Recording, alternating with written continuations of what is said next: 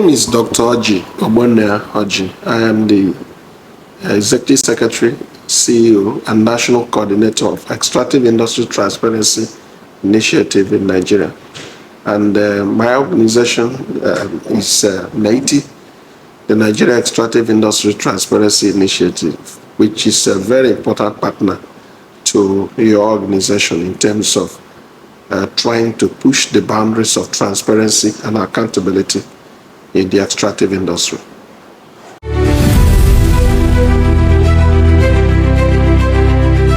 Well, the ranking was a wake-up call for us, and it was a very important tool to track progress and to be able to identify gaps in the implementation of FOI. We in NEITI were very, very fundamental. We played a very leading role in the enactment of the FOI Act from the stage where it was a bill. But you know, the test of the pudding is actually in the eating. We have many legislations in Nigeria, but implementation is always a problem. So by introducing the ranking mechanism, it was very important to track progress and find out who has done well and who has not in terms of compliance. And for a transparency organization, addressing feedback, petitions, and recourse mechanism is always a very important tool in also tracking how far we have gone. So the FOI Act ranking was a trigger to that effect. And for us in NEITI, it changed a lot of things for us. Number one, it improved our culture of response, because the FOI requests are usually timed. We are given a set specific time to make sure you respond. So we ensure that all our FOI responses comply with the timeline that is set. Secondly, it enabled us to create a particular desk in NEITI for FOI responses, and a dedicated staff was also assigned to that desk. The staff, we tried and we intend to expose to further deeper training, but so far she has done well. And so we have somebody who is held accountable if there's any FOI request that comes and is not treated on time. Secondly, it also enabled us to create a particular menu on our website, FOI menu. And if you click on that menu, you have some drop downs of where we have proactive disclosure of contracts information, procurement, and all information that possibly constitute what we call frequently asked questions on the work we do. So the ranking was very key in making sure that those basic benchmarks are put in place. Secondly, it also reminds us at all times that we are being watched. And we are being watched, and first of all, how we respond, when we respond, who we respond to, and the content of our response. Those are key things, that silent impacts that your ranking has done for us. And again, when we are ranked high, we feel challenged to remain there. We are ranked low, we feel embarrassed, and then we want to do better. For instance, in 2020, when we were ranked 64th, we didn't take it kindly. After we have attained a position of a position of 4th in 2017 and third position in 2018. So coming to 2020, where we had 6th position, and then on the 2021, we came 57th position. We've wanted to know what went wrong. And that triggered us to now reorganize our entire system, bringing us to attain 2nd position in 2022, the 2 years later. And as of 2023, we were 37th. We have also slacked back. We're working very hard now. Last year, we were 17th, which is not acceptable to me. We are looking forward to how we fare this year, 2025. So without this ranking, we will not be able to know where we are doing well or where we have done badly. And so it is a very important measurement tool for us, and a wake-up call at all times. So we are very, very, very satisfied with the impact so far it has led to us. And instead of taking when we have not done well we always take it as something that we need to completely look into and change. Because when we preach transparency, transparency has no meaning if the impact cannot be tracked. And the FOI tracking ranking system is a very important tool in this direction.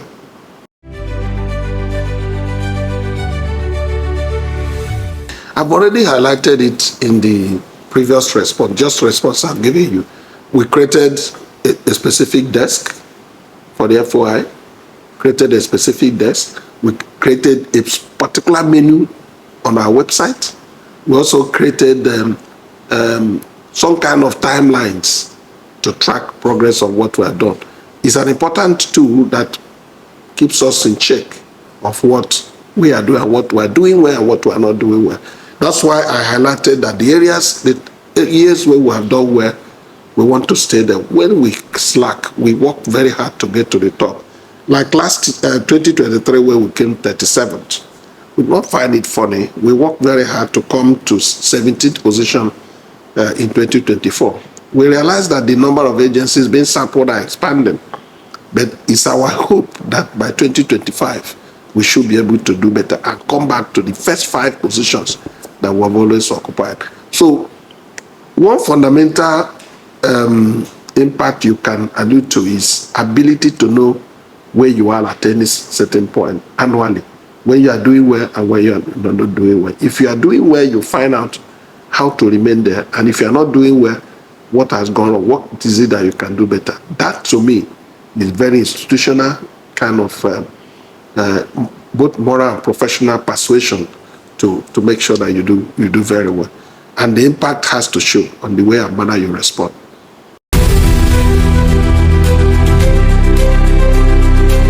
We don't want to, we want the public to be the one to answer this question. But for us, it's not whether we have good or bad image that matters to us.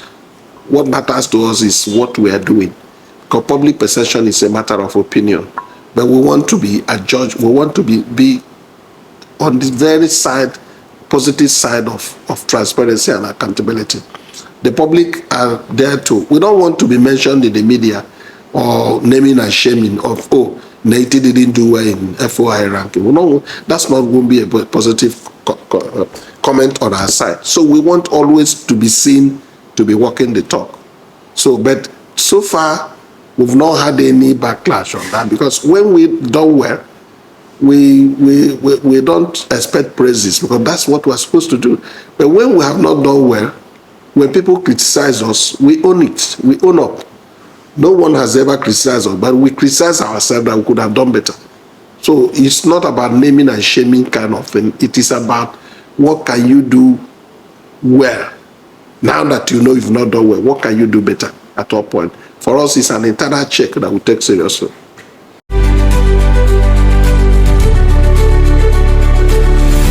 Yeah, I think so. But I think so in my view, because we get comments like, oh, NEITI, you are just one agency that when we send an FOI act, you respond immediately. That's to us is positive. I get that every time, even today at the Abuja Continental, where I went to have functions. I was greeting somebody, say, oh, we sent an FOI act and you responded immediately. That's good. So even when they don't put it in writing for us to document, we take it for granted. That builds public trust that, look, when you ask these people, they are very willing to provide information. And the fact that we adopted proactive disclosure minimizes the chances of people coming to us for information. Every information you expect should be in the public domain is already provided on NEITI website. And guess what? When you go to that website, you click on FOI, which is first, then you have the drop-down menu that you now look at procurement, very cascaded information where you can really look for what you are looking for.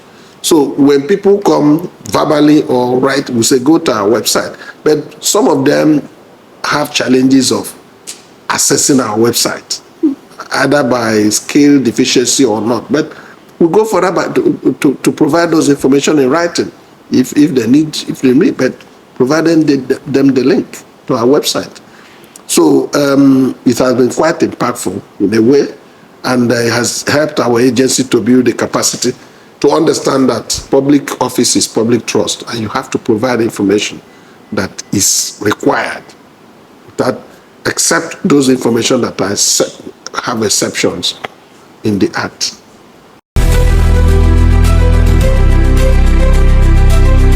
One is public education on the kind of questions that people should ask. It's a two-way thing for us. We don't ignore any question, but in the recent past, we have denied certain questions that are border on our privacy. How can somebody ask me what my salary is? He wants to know what my salary is and the salaries of my staff. It's there in the FOI Act, I think section 14 or so, subsections. So those are personal financial information that doesn't have much to do with public interest. So, and it puts us in a difficult position, but we just simply deny such information and then make references to where in the Act where you are not allowed to disclose such personal information that border on privacy and the personal security of our staff. On the issue of salary, if my salary is too high, it exposes me to public scrutiny, public danger of demands coming from people who wants to have a share of my salary that I work for. If it's too low, it exposes me to mockery of all that he's talking about. He's not even, he's being poorly paid. So the founders of those in the Act were very clever and very, very realistic to understand that that's so basic information that shouldn't be there. So we are therefore inclined to begin to enlighten people, and that's what we are doing. I think your question was on what additional support or tools will help your agency perform better in future? Yeah, internal and public enlightenment is key.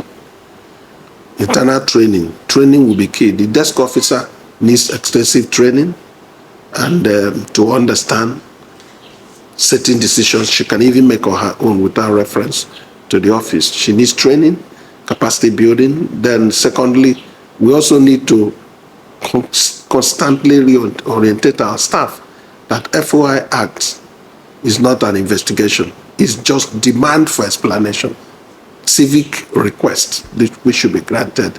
So we shouldn't in any way shield it, and we should provide those information constructively and constructively. Then the other one is also on the issue of strengthening various departments in our internal processes to minimize people's suspicion that you are not doing things that you ought to do, by the way we conduct ourselves, by the way we approach the public, and by the way we approach our duties and responsibilities. And the other one is records keeping, making sure that our records are intact and very, very accessible at all times. And that's why we have committed ourselves to building a data center where some of this information will be provided on a wider spectrum for people to access them. The other one is just what you are doing now, creating necessary awareness that this is an opportunity for people to use. Like my earlier statement I made, I said, we must work as a team to safeguard this noble legislation from being hijacked by people for other reasons more than the purpose for which it was meant. All stakeholders, the civil society, the media, government agencies that are actually beneficiaries of FOI must safeguard it to make sure it is focused on the duties for which it was meant. Those are the areas where we need to also work together. Improving the law, strengthening the law, making sure that the law remains very strategic in deepening transparency and accountability, especially in the public sector where we work and in the industry where we are also playing. So we encourage all stakeholders to continue to engage in outreach programs to incentivize and enlighten and educate citizens that it is their right to use FOI. But those rights are also defined in the law, and we should ask informed questions that addresses public interest. and not use the FOI for anything mischief or trivial. That's all we're saying. Because in the wisdom of the authors of the act, it is to constantly remind public officers that they sit on people's hopes and aspirations. The public interest is all that defines public trust. We must at all times use our responsibilities to address public, to ensure that we strengthen public trust in the work we are doing. FOI Act is a law that we're very proud of, and NEITI is one of those agencies that remains very, very committed and duly informed about the responsibilities and limits of the FOI Act. So we must uphold the law within the confines and within the context of our various mandates. For NEITI, it aligns very, very strongly with our mandate.